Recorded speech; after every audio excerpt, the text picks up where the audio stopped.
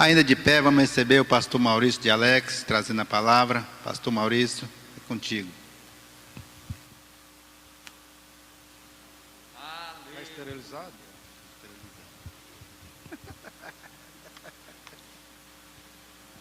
Graças a Deus. Meus irmãos, a bendita e gloriosa paz do Senhor Jesus Cristo a todos. Quem trouxe a Bíblia, por favor, abra no Novo Testamento, no Evangelho segundo escreveu João, capítulo 2, versículo 11.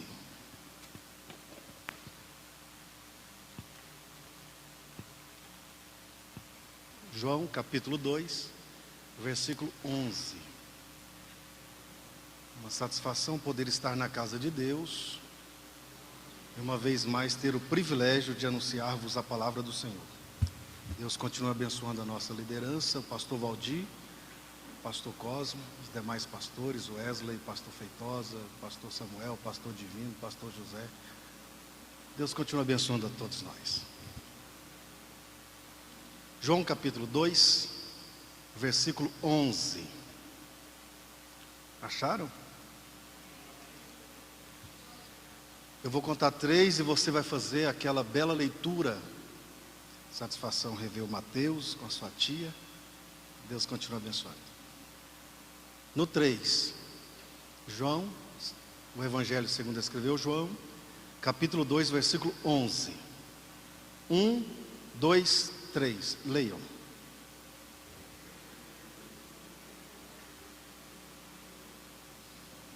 Valeu?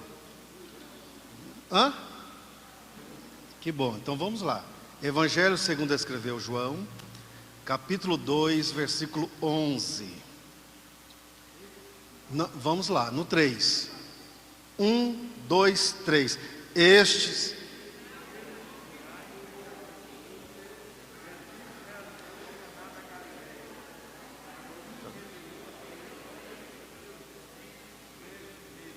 Diga assim comigo: Senhor meu Deus, ajude-me, uma vez mais, compreender a Tua palavra. Com a Bíblia aberta, retorne os assentos. Muito obrigado a todos. Como é de costume, eu vou citar o texto que nós vamos extrair algumas lições neste momento.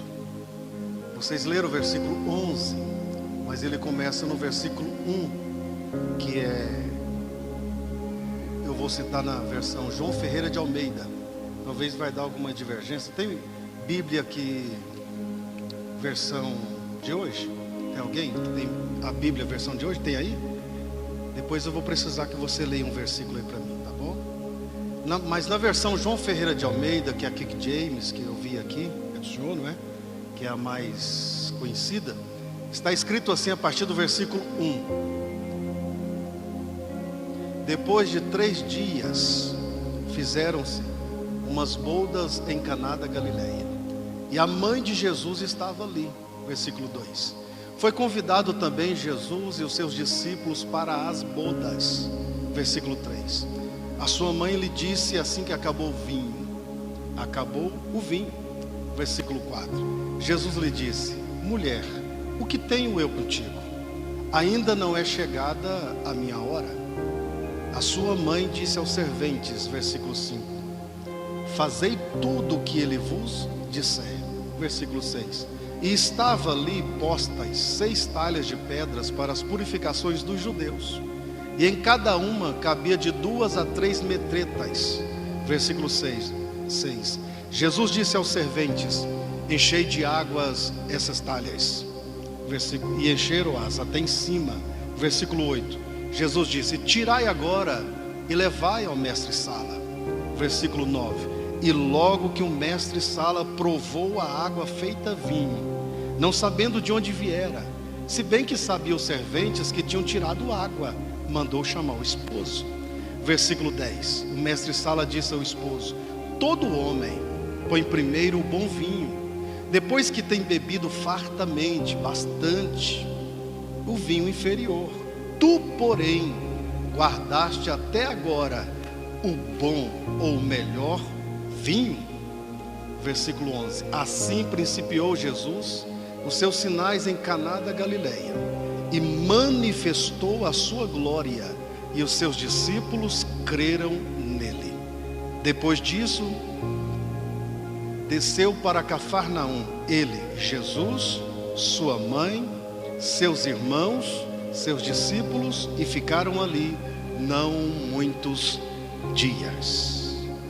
Os irmãos de Jesus, quem tiver com a Bíblia aberta e puder me auxiliar, Mateus 13:55, os irmãos de Jesus são Tiago, José Júnior, Simão e Judas. Quer ver? Mateus 13:55. Tem Mateus aí, pastor?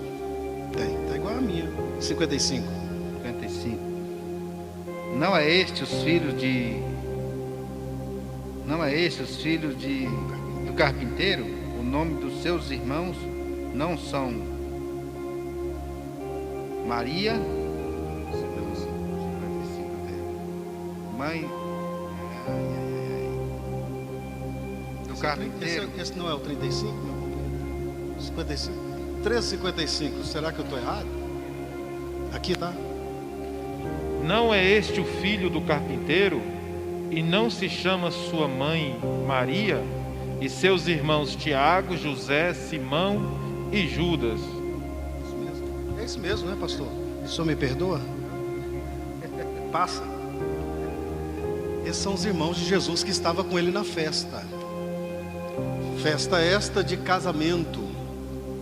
E nós sabemos que para entender a Bíblia e um texto sagrado semelhante a este, nós temos que usar a técnica da hermenêutica. A hermenêutica tem as bases sobre a linguagem literal, simbólica, figurativa e escatológica. Se nós não usarmos essas linguagens, essas ferramentas da hermenêutica, a gente fica assim meio distante do texto. Por exemplo, o texto começa assim: ao terceiro dia. Se você deixou a Bíblia aberta, na linguagem figurativa, terceiro dia é o que está no capítulo 2, versículo 19, que Jesus disse que destruiria o templo e em 3 dias o reconstruiria. E o capítulo 2, versículo 20, está escrito que os judeus então arrazoavam entre si: como pode um templo que levou 46 anos ser destruído e edificado em 3 dias? Versículo 21, Jesus falava da sua morte na sexta-feira e da sua ressurreição no domingo pela manhã. Então na figurativa está falando isso, o terceiro dia. Na linguagem simbólica está falando o que, por exemplo, o judeu tinha os dias da semana pautado, alicerçado nos dias da construção do mundo, quando Deus fez no primeiro, no segundo, no terceiro, no quarto, no sexto e no sétimo descansou.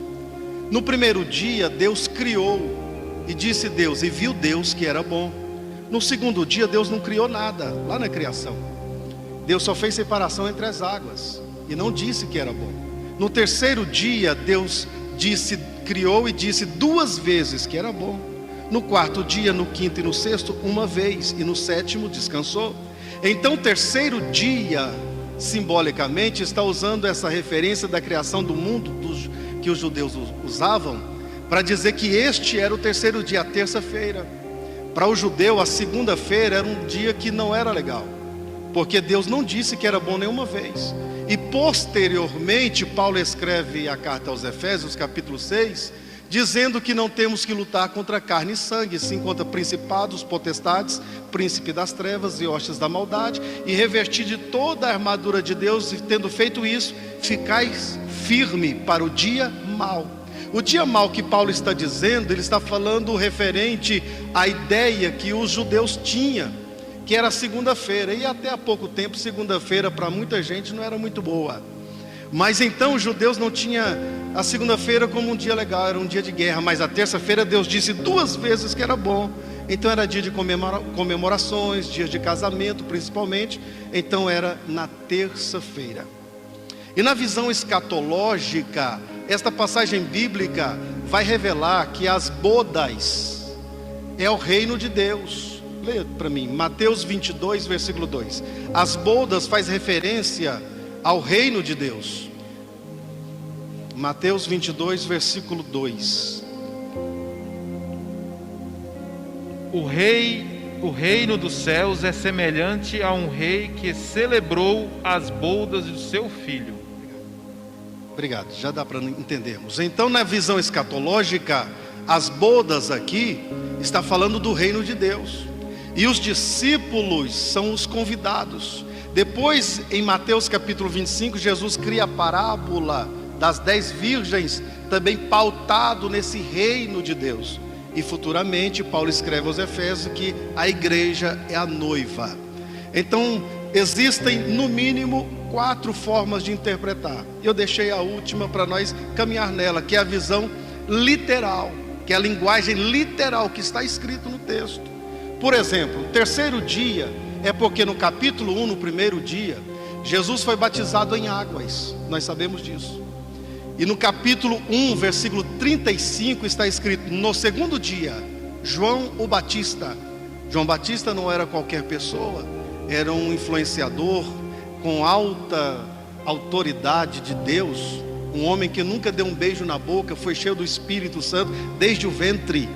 As pessoas saíam da cidade e iam para as margens do Jordão ouvir e passavam a ser discípulo dele. Tanta autoridade e graça que esse homem tinha. Então ele tinha discípulos, e no capítulo 1, versículo 35, no segundo dia, João Batista diz: eis aí, para os seus discípulos, eis aí o Cordeiro de Deus. E 2 dos seus discípulos, ouvindo isto, que é André e Filipe, foi de encontro a Jesus e disse: onde moras? E Jesus disse: vem e vê. Em outras palavras, vem ver. E eles foram. Passaram o dia com Jesus. À tarde, eles voltam para casa felizes, com as boas novas. Encontramos o Messias de quem João Batista pregava constantemente. Enfim, eles vão para casa. No terceiro dia, André vai encontrar com Jesus e leva o seu irmão, Simão. E quando André chega até Jesus com Simão, Jesus olha para Simão e diz assim: eis aí o Simão Bar-Jonas, ou filho de Jonas.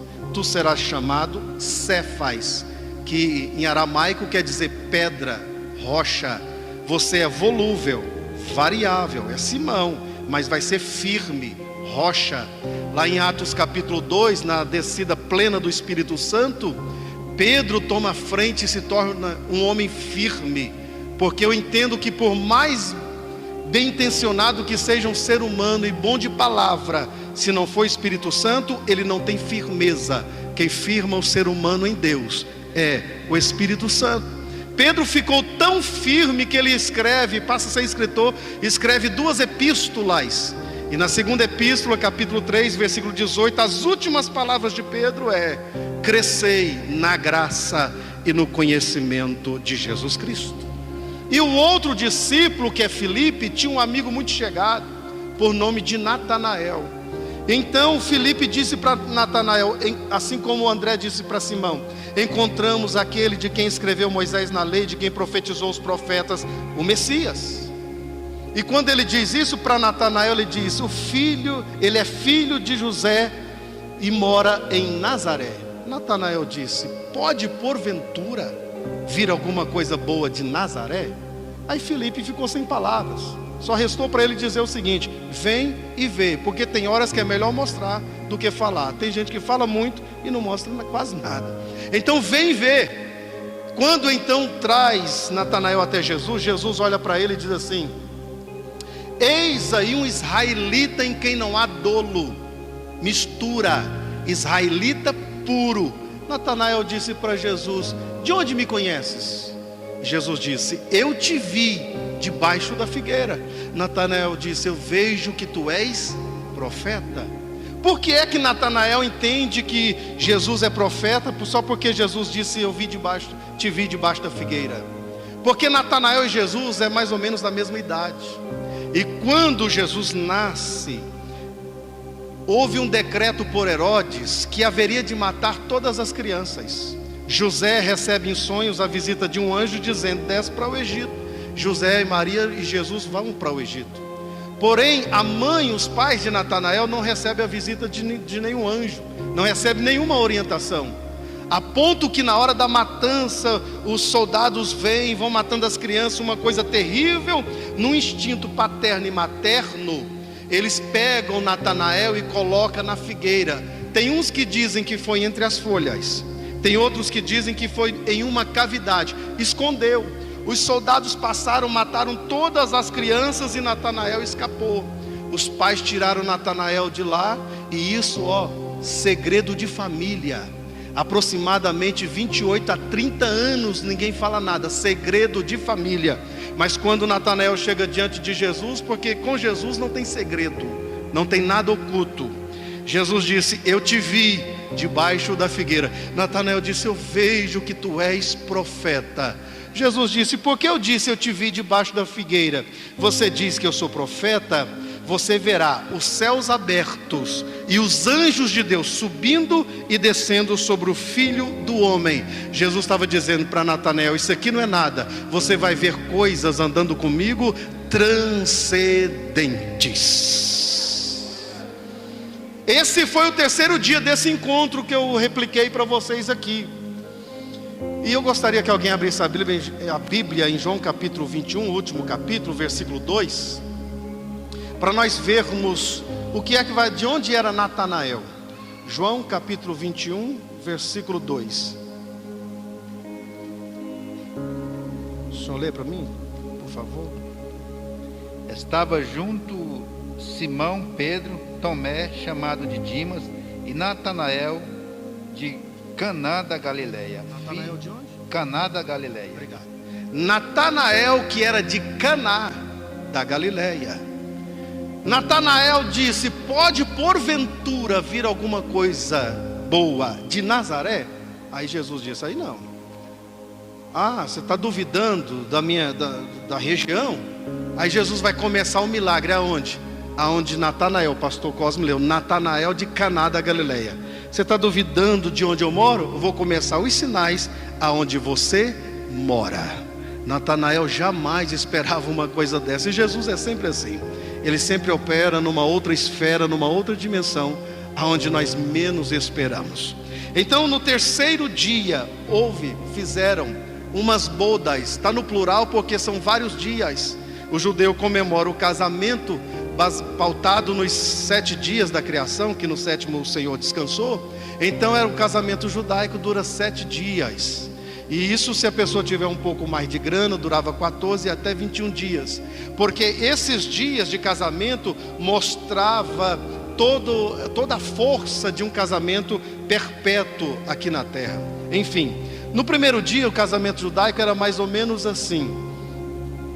O noivo, quando ia noivar com a mulher, com a sua noiva, chamava-se de desposar-se com ela. Ele enviava um amigo, ele nem via.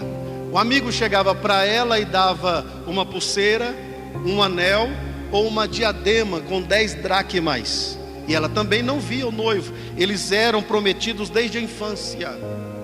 E assim, no dia do casamento, é que eles se encontravam, é que eles se conheciam. E no início da festa, no primeiro dia, eles faziam mais ou menos assim. Eles pegavam uma taça de vinho e na frente de todos, publicamente, eles cruzavam os braços e cada um tomava a sua taça, ok? E parava por aí. No segundo dia, a noiva dava uma volta no noivo. No segundo dia, no terceiro, no quarto, no quinto, no sexto. No 7º dia, eles cruzavam as mãos de novo, do mesmo jeito. Lá não tinha aliança, que é na nossa cultura. Cruzavam as mãos e tomavam as taças de vinho e quebrava, como que dizendo: agora nós somos uma só carne. É a cultura deste casamento, dura 7 dias. E está escrito que a mãe de Jesus estava lá. Eu acho interessante que no Evangelho segundo escreveu João, ele não fala o nome de Maria. Jesus não chama a mãe de mãe, e João também não escreve o seu nome no livro. Quando ele vai falar dele, ele diz: o discípulo aquele a quem o Senhor amava. Não é que Jesus não amava os demais, é que ele se sentia amado. Por exemplo, todos nós aqui somos amados por Jesus. Só que alguns sentem mais amados e outros menos. Quem sente aqui é amado por Jesus aí? Então não fala o nome de Maria e nem Jesus chama a sua mãe de mãe. Estava ali a mãe de Jesus. Supostamente ela era parente íntimo ou era da família. Ela já estava lá. E como era essa casa dessas bodas, desse casamento? Essa casa, segundo a cultura dos gregos, quando Roma invadiu a Grécia, pegou dos gregos da Grécia a cultura, a filosofia, a língua e a arquitetura. É por isso que o Novo Testamento é escrito em grego e pegou da Grécia a arquitetura. Na arquitetura da Grécia, as casas eram de 3 andares. Não são sobrados igual a gente conhece aqui na nossa cultura. Era uma casa de 3 andares, aonde tinha só acesso por dentro. Embaixo morava as pessoas, os donos da casa. No meio era o celeiro e em cima era o cenáculo. Era o lugar de banquetes, lugar de festas. Por exemplo, Lucas capítulo 22, versículo 12. Eu pedi à irmãzinha ali que tem a Bíblia NVI. Lucas 22, versículo 12 vai explicar isso. Quando Jesus, os discípulos chegaram para ele e disseram: Mestre, aonde vamos celebrar a Páscoa? Jesus disse a Pedro e João: Ide pelo caminho, vocês vão encontrar um homem carregando um cântaro de água. Essa é a senha. Homem na cultura judaica não carrega água. É por isso que a mulher samaritana vai quase ao meio-dia buscar água no poço de Jacó. Então vocês verão um homem carregando um cântaro de água. Segue ele.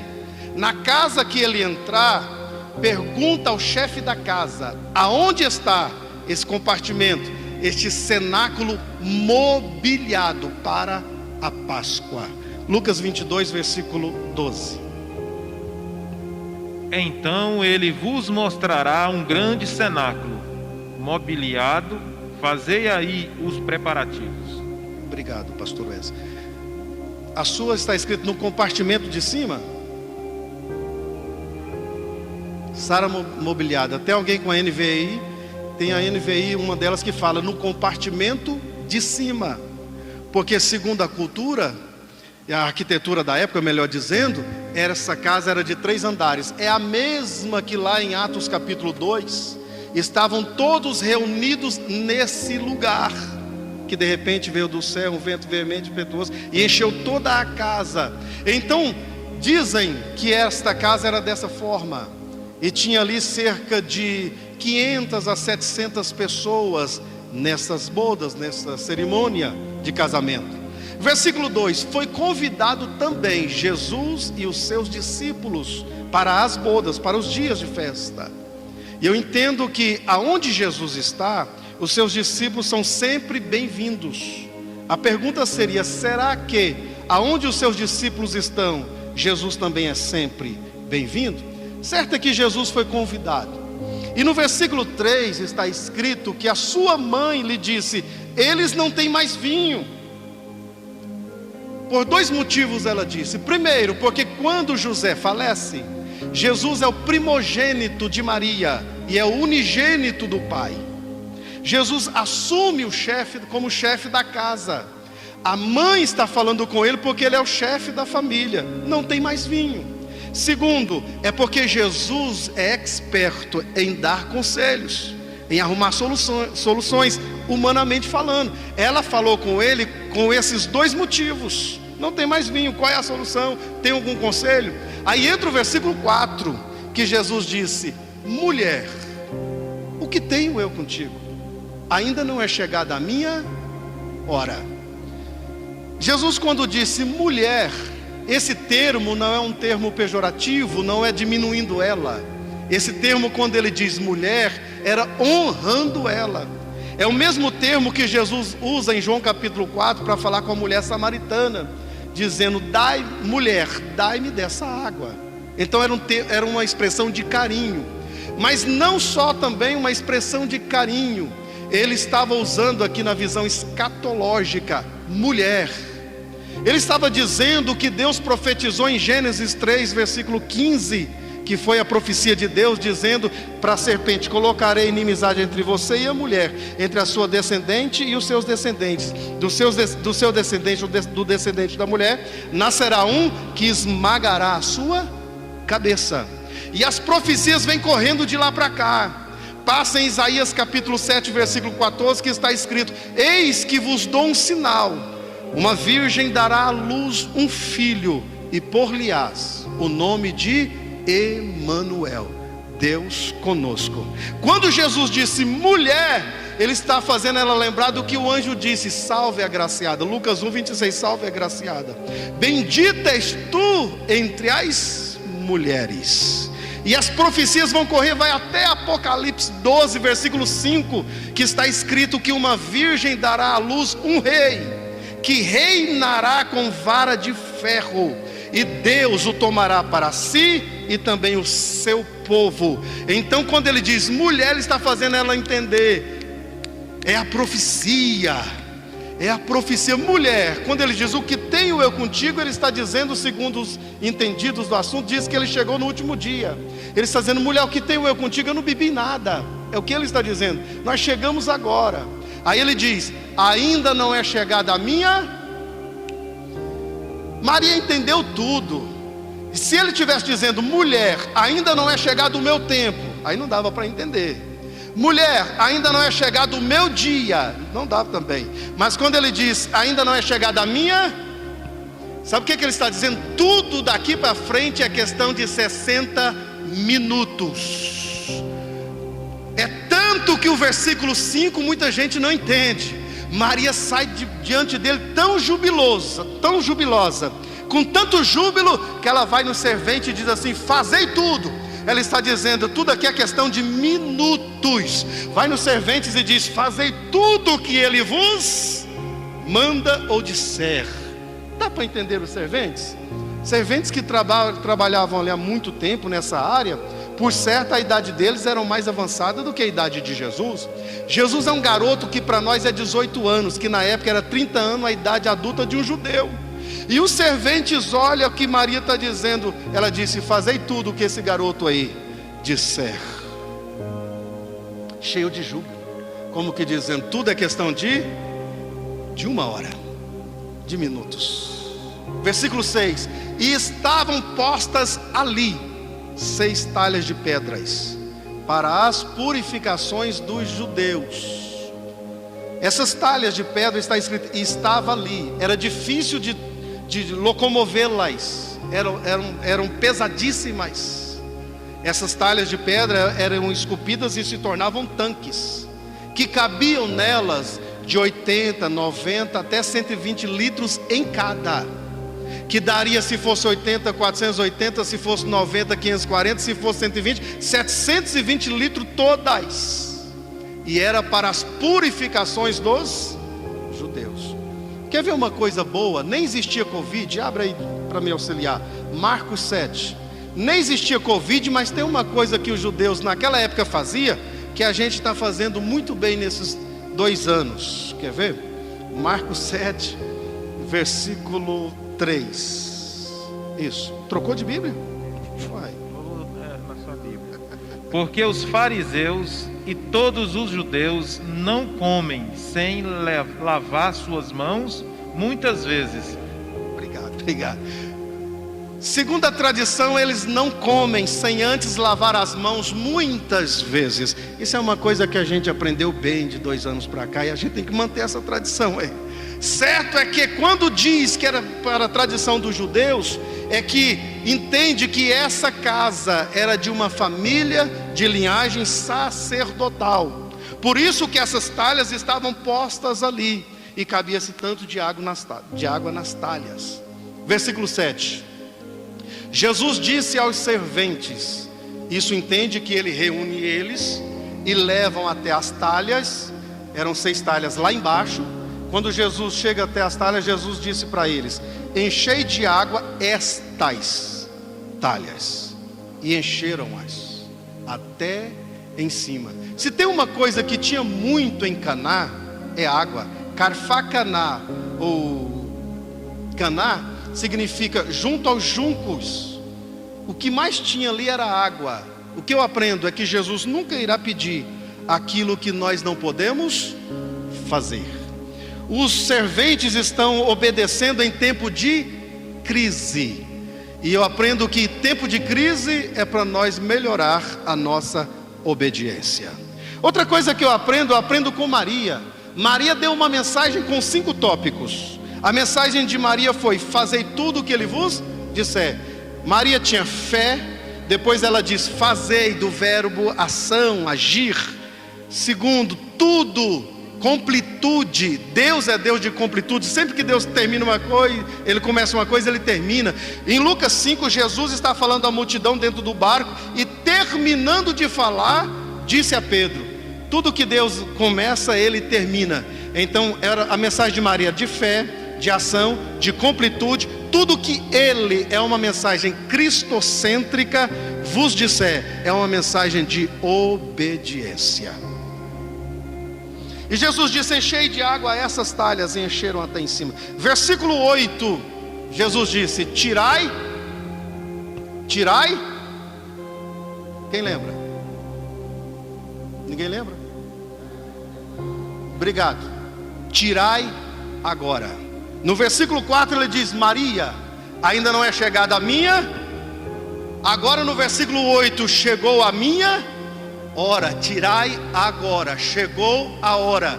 Jesus estava dizendo: eu estou inaugurando aqui o que as profecias já vinham dizendo, que o Espírito do Senhor está sobre mim, porque Ele me ungiu para evangelizar os pobres, dar vista aos cegos, curar os leprosos, os coxos. Ele está enfatizando: tirai agora, estou inaugurando um tempo de 3 anos e meio aproximadamente, de puro milagres.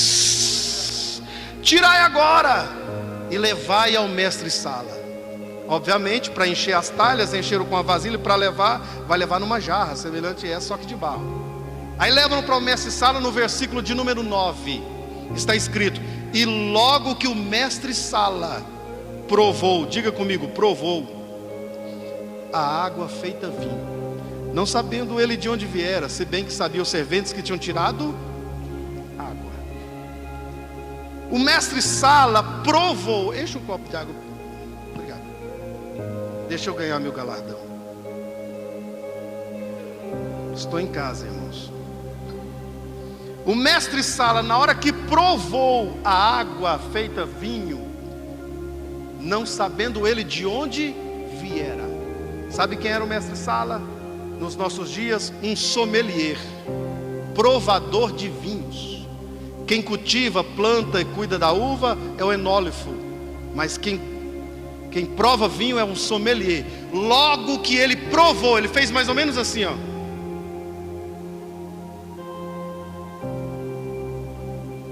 Ele está acostumado a fazer isso e dizer: essa uva é tal, tem muita acidez, está encorpado, está ralo. Ele está acostumado a fazer isso aqui, ó, fazer isso aqui e dizer assim, ó: é do Egito. Não, esse aqui é de Roma. Esse aqui Ele estava acostumado a fazer isso, provar e dizer: esse foi cultivado e ficou tanto tempo assim fermentando na madeira de acácia. Ele provava, dava data, dava origem, mas agora ele prova. Dá para saber não? Prova de novo, sommelier. Prova mais, prova de novo. Ele prova, não dá para saber, porque isso aqui é uma transubstanciação. O que é isso? É mudar uma coisa para outra. Isso aqui não foi a água transformada em vinho, foi a água que virou vinho. A água some, só virou vinho. Isso aqui que acontece, o mestre-sala não sabe. Os serventes sabiam que tinham tirado água. Os serventes também não sabem, está acostumado com o negócio, mas ninguém sabe. Sabe o que eu entendo? Que quando chega a hora, Deus começa a fazer coisas que a medicina não sabe, o técnico de enfermagem não sabe, o enfermeiro não sabe, não tem tecnologia que dá conta de detectar. Vai ter que olhar e vai dizer: não sei. Parece muito com, mas não sei. É semelhante, mas não sei.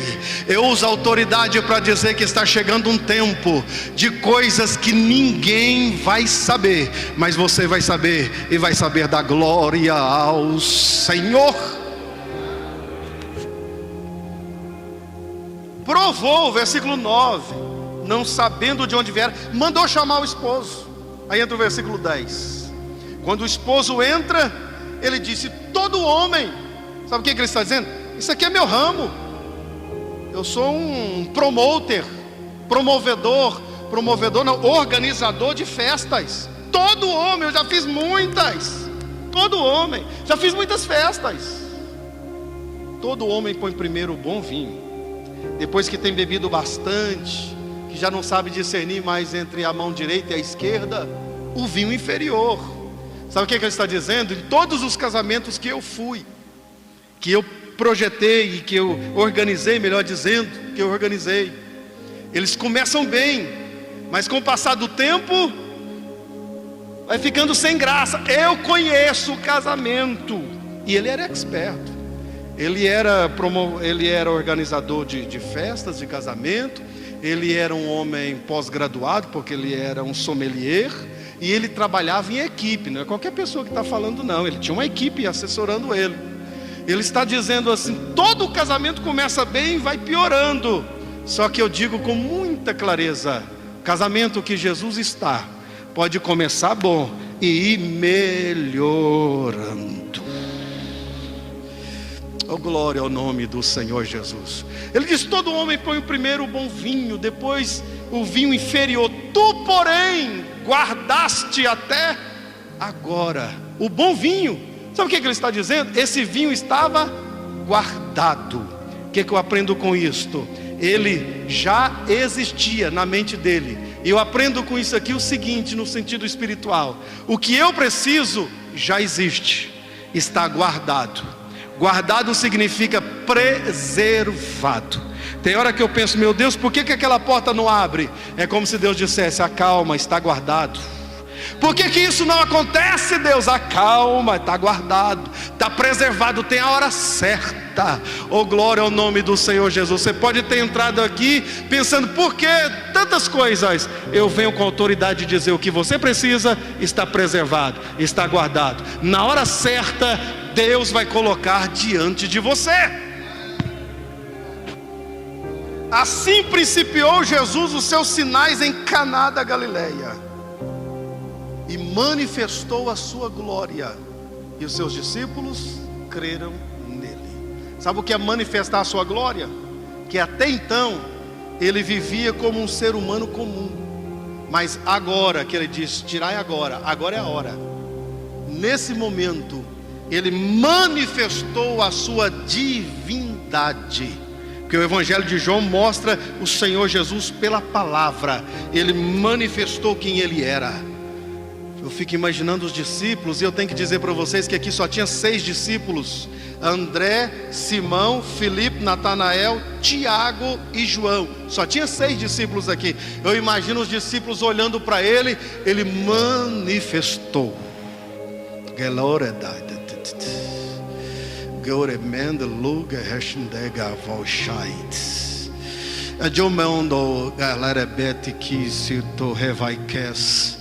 Eu já tive o privilégio de estar perto de homens de Deus, de ser humano, dele ter tanta presença, de eu sentir, olhando para ele, passar perto de mim, eu senti.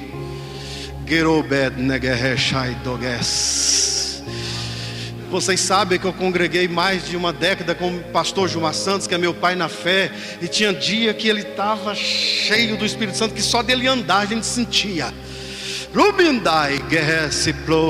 Eu fico imaginando os discípulos olhando para Jesus e dele emanando graça, emanando glória.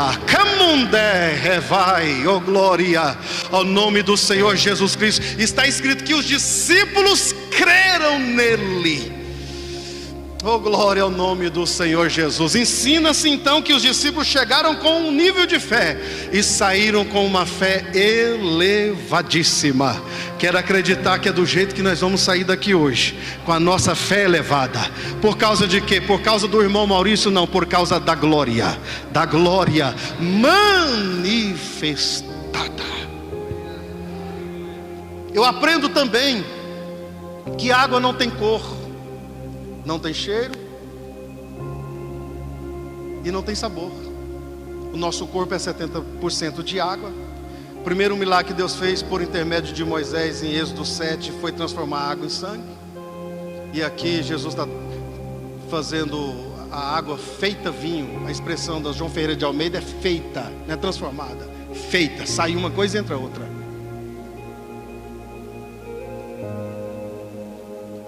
Pastor, então a água não tem cheiro, não tem cor, não tem sabor. E daí? E daí eu acredito que nós vamos sair daqui com cor, com cheiro e com sabor. Que cor, pastor? Ezequiel disse que a glória de Deus é da cor de ambar, meio amarelada. Nós vamos sair daqui com essa cor na alma. Glória a Deus.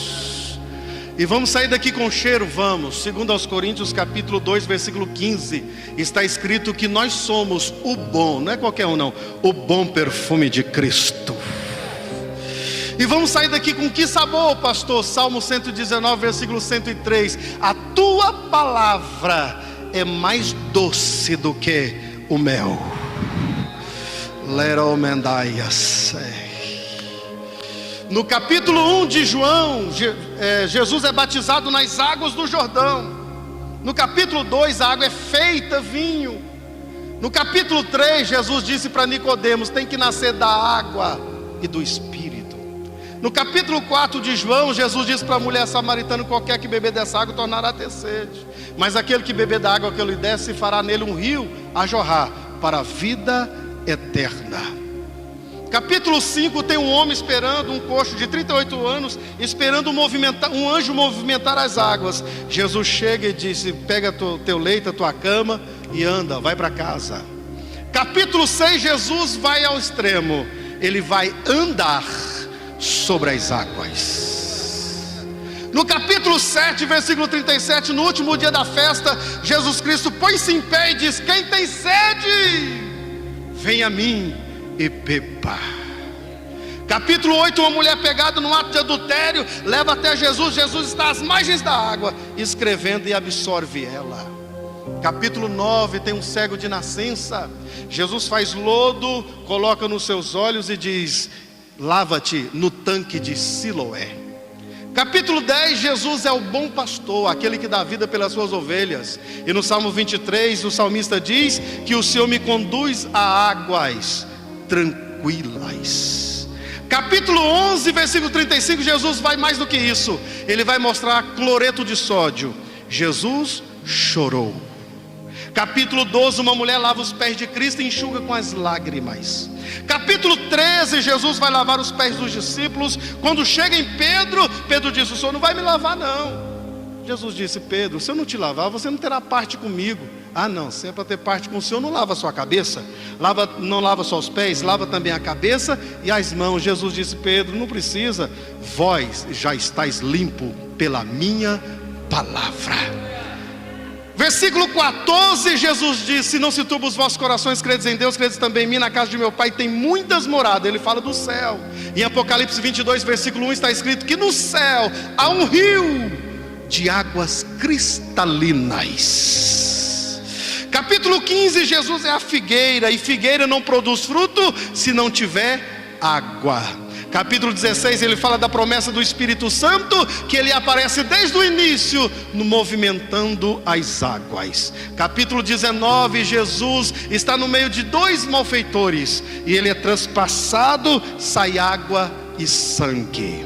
Capítulo 21, Jesus aparece na beira da praia, depois de estar com o corpo ressurreto. Os discípulos passaram a noite pescando, não pegaram nada. Jesus chega na beira da praia e grita mais ou menos assim: ei, tem alguma coisa de comer? Eles gritam de lá: não. Jesus diz: lance lance a rede à direita do barco e achareis. Lançaram a rede e mal podiam arrastar de 153 grandes peixes. Então Pedro pula nas águas e vai ao encontro de Jesus. Quando chega lá, Jesus já tem pão e peixe assado. Glória a Deus. Lá em Miqueias capítulo 7 versículo 19 está escrito que o Senhor lançou os nossos pecados no mar do esquecimento. Parece que eu vejo Satanás vindo e dizendo: deixa eu ver, Maurício, 1980 pescando lá no mar do esquecimento, não tem nada. 1990 não tem nada. 2000, Maurício, não tem nada. 2010 nada. 2020 nada. 2021 vai, Satanás, pescar no mar do esquecimento. Ele já lavou os meus pecados. Eu sinto uma graça da palavra, que é a água que lavra, que regenera sobre a nossa vida. Por que é que Jesus fez esse milagre? Para a festa não acabar.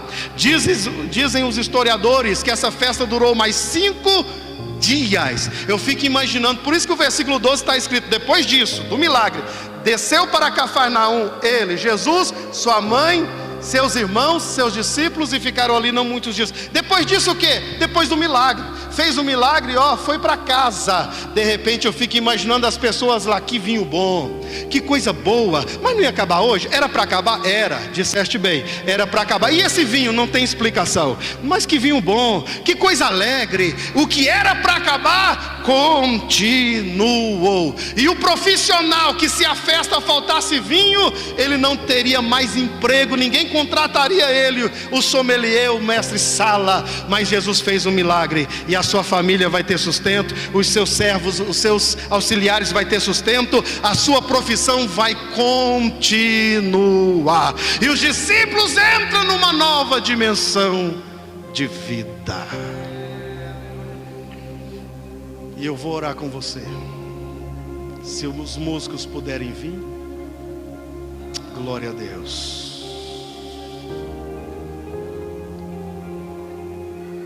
Talvez Deus possa estar fazendo alguma transmutação nessa noite, tirando fraqueza e dando força, tirando tristeza e dando alegria, que é o símbolo do vinho, alegria, tirando esse lado assim nostálgico e colocando dinamismo.